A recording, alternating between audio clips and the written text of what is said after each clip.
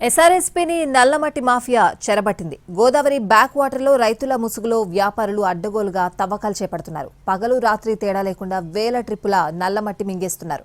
దీని వెనుక కీలక ప్రజా ప్రతినిధి ఉండడంతో అధికారులు అటువైపు చూడడం లేదు. నిజామాబాద్ జిల్లా నందిపేట కేంద్రంగా నల్లమట్టి వ్యాపారం జోరుగా సాగుతోంది. సిహెచ్ కొండూరు బ్యాక్ వాటర్ ప్రాంతంలోని గోదావరిలో సుమారు 15 ప్రొక్లైన్లతో నల్లమట్టి తవ్వకాలు చేస్తున్నారు. నిత్యం వందల లారీల్లో అక్రమంగా మట్టిని తరలిస్తున్నారు. వ్యవసాయ అవసరాల కోసం నల్లమట్టిని ఉచితంగా తరలించేందుకు రైతులకు ప్రాజెక్టు అధికారులు అనుమతిచ్చారు. ఇదే అదునుగా భావించి మాఫియా ఎంటర్ అయింది. రైతుల ముసుగులో గోదావరిలో చొరబడి అడ్డగోలుగా తవ్వకాలు చేస్తున్నారు. రిజర్వాయర్లో 3 అడుగుల లోతు వరకు మాత్రమే ఆదేశాలున్నా 10 అడుగుల వరకు మట్టి తవ్వుకుని పోతున్నారు. ఇటు తరలింపులో మట్టి రోడ్డుపై పడి స్థానికులు గాయపడుతున్నారు. అలాగే వాహనాలను మట్టి టిప్పర్లు ఓవర్టేక్ చేస్తూ ప్రమాదాలకు కారణమవుతున్నాయి. 10 రోజుల్లో ఇలా 2 చనిపోయారు. తవ్వకాలు తరలింపులకు వ్యతిరేకంగా కొన్ని చోట్ల ఆందోళనలు చేపట్టినా అధికారులు మాత్రం ఎలాంటి చర్యలు తీసుకోవడం లేదు.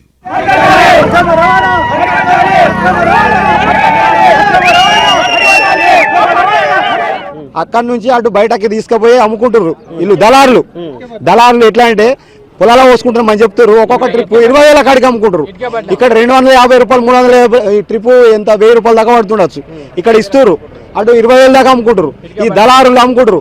ఈ టిప్పర్లు పోవట్లా, ఈ లారీలు పోవట్లా, ఈ మట్టి కోసం పోవట్లా. లారీలు ఇక్కడ అస్తలేవు. రైతులు ఏం పోయి దౌర్జన్యం చేస్తారు. ఎందుకు ఈ లారీలు ఇంట్లో పోయిన తర్వాత ఎట్లా పోతాయి? ఈ ఆడియో ఏం చేస్తారు, ఎవరు ఏం చేస్తారు, కలెక్టర్ ఏం చేస్తారు? నల్లమట్టి మాఫియా వెనుక ఆర్మూర్కు చెందిన ఓ ప్రజాప్రతినిధి, అతడి బంధువులు ఉన్నారు. 2-3 వ్యాపారులు సిండికేట్గా మారి ఈ దందా కంటిన్యూ చేస్తున్నారు. వందల సంఖ్యలో టిప్పర్లు వరుస కట్టి ఊళ్ల మించి వెళుతూ ఉండడంతో జనం బెంబేలెత్తిపోతున్నారు. అలాగే కొత్తగా వేసిన రోడ్లు కూడా ఓవర్లోడ్తో దెబ్బతింటున్నాయి. అడిగేవారెవరూ లేకపోవడంతో వారి ఇష్టారాజ్యం అయిపోయింది. ఇటు ధాన్యం లారీలను సైతం మట్టి తరలింపునకు మళ్లిస్తున్నారు. ఓవర్లోడ్ ఒకటి సార్. ఓవర్లోడ్ నేను మనిషిని లేపింది నేనే, గుద్దంగా చూసింది నేనే, లేపింది నేనే. ఈ రోజు మటుకు మొన్న ఒక రోజు మటుకు మా అన్నను గుద్దేసిండు. మొన్న మా అన్న బర్రె అనిపోయింది, ఆ బర్రెని గుద్దేసిండ్రు. ఈ రోజు ఈ మనిషి ఓవర్లోడ్ ఏమైందంటే ఒక మనిషిని జీతాన్ని పెట్టడం కూడా ఆపుతలేరు. అంత లంచాలు తీసుకొని పని చేస్తారు సార్. లంచాలు తీసుకొని పని చేస్తారు. పోలీసులకు ఫోన్ చేసిన పోలీసులు వచ్చారు, టిప్పాలు అన్ని పట్టుకోమంటే మేము పట్టుకుపోము అని చెప్తారు. మరోవైపు దీనిపై ఏ ఒక్క అధికారి నోరెత్తడం లేదు. దీనికి కారణం ఎవరు, మాఫియా వెనక ఉన్న లీడర్ ఎవరు అన్నది అందరికీ తెలుసు. కానీ చర్యలు తీసుకునేందుకు మాత్రం ముందుకు రావడం లేదు అధికారులు.